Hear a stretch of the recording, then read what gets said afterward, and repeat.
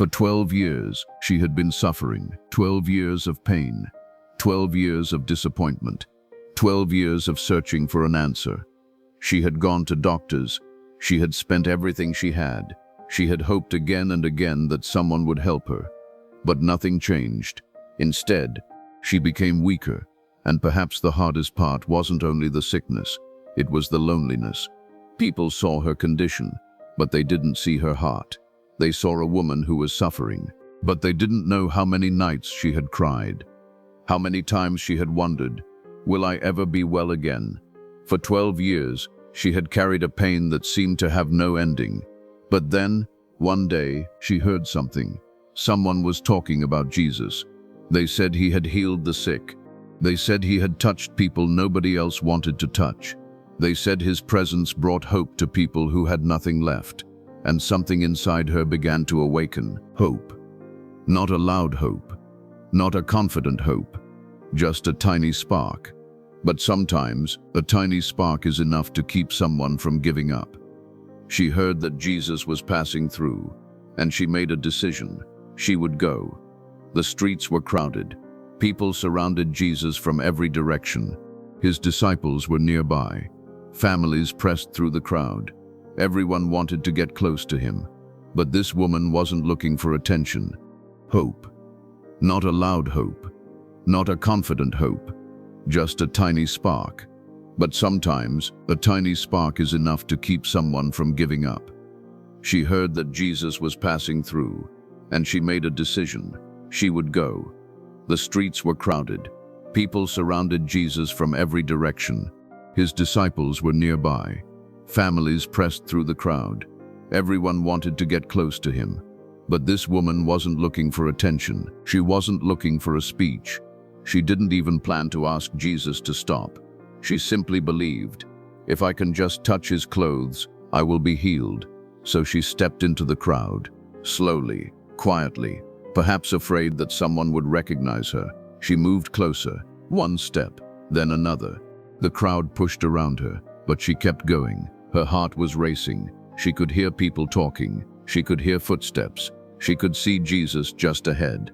And then she reached out her hand. Her fingers touched the edge of his garment, and immediately something changed. The pain stopped. The sickness that had followed her for 12 years was gone. She knew it. She felt it. Her body was different. She had been healed. But before she could disappear into the crowd, Jesus stopped. He turned around and asked, "Who touched my clothes?" The disciples were confused. There were people everywhere. "Everyone is crowding around you," they said. "How can you ask who touched you?" But Jesus knew. There had been thousands of touches around him, but one touch was different. One touch came from faith. The woman realized she could not remain hidden. She came forward trembling. She fell before Jesus, and she told him everything. Imagine that moment.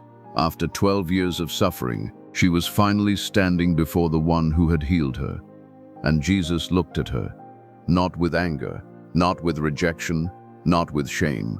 He called her, daughter. Think about that word, daughter. After years of feeling broken, Jesus gave her a name of belonging. After years of being defined by her sickness, Jesus reminded her that she was more than her suffering. And then he said, "Your faith has made you well. Go in peace." Go in peace. For 12 years, she had known pain.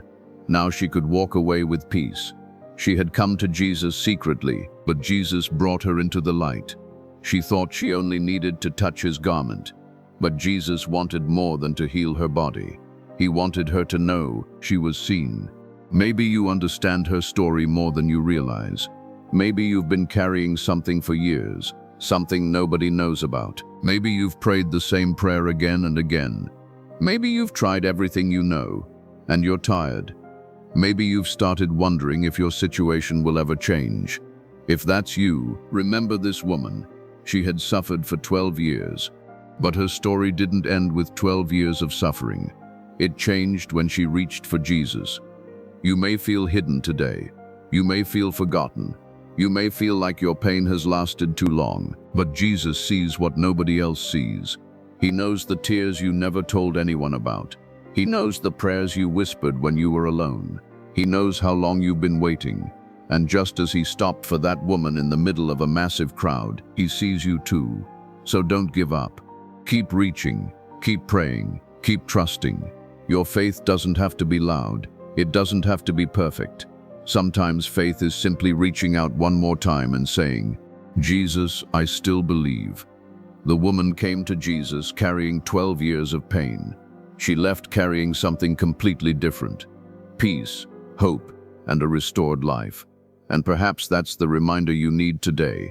Your suffering may have a long history, but it does not have to have the final word. Jesus still sees the hidden heart. Jesus still hears the desperate prayer. Jesus still welcomes the person who feels unworthy. And sometimes, the greatest moment of your life begins with something as simple as reaching out. So wherever you are today, whatever you've been carrying, whatever you've been praying about, don't stop reaching for Jesus. Because you may think you're only trying to get close enough to touch him. But all along, he has been close enough to touch your life.